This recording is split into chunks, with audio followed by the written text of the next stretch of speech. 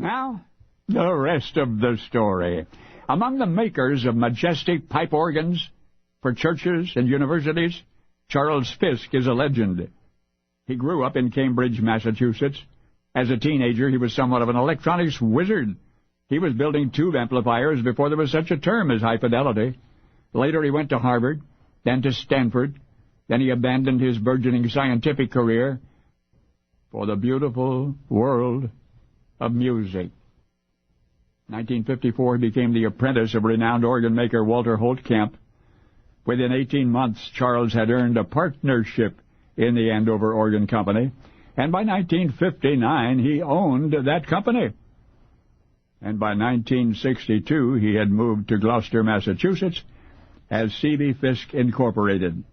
Charles never did resume the interest in electronics that had made him the teen talk of the town. In fact, there was something decidedly anti-technological in the Charles Fisk approach to organ making. First, all Fisk organs are tracker organs, no electronics, simply woods and rods and wires as one might find in a pipe organ centuries old. Charles even quarreled with that one lonesome 20th century touch found in all modern trackers, the electric blower motor. He understood that nobody wanted to stand around in the church basement hand-pumping organ bellows, not nowadays. But he also understood that the organs of old rendered a slightly irregular warbling sound.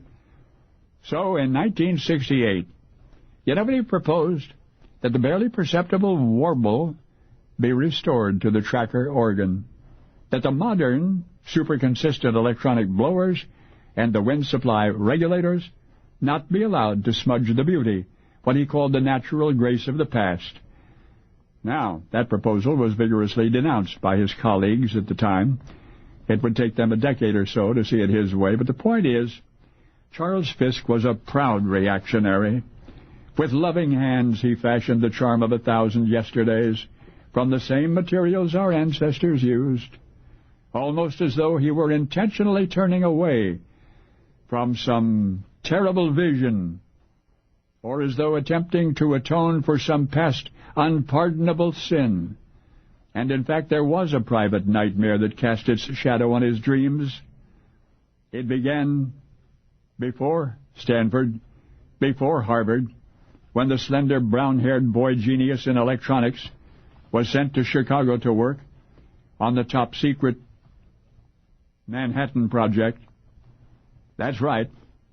At 20, he was assigned to the now infamous laboratories at Los Alamos, where he spent the remainder of World War II, and where those same hands, which would eventually lovingly, repentantly fashion instruments of beauty, once created instruments of terror and destruction.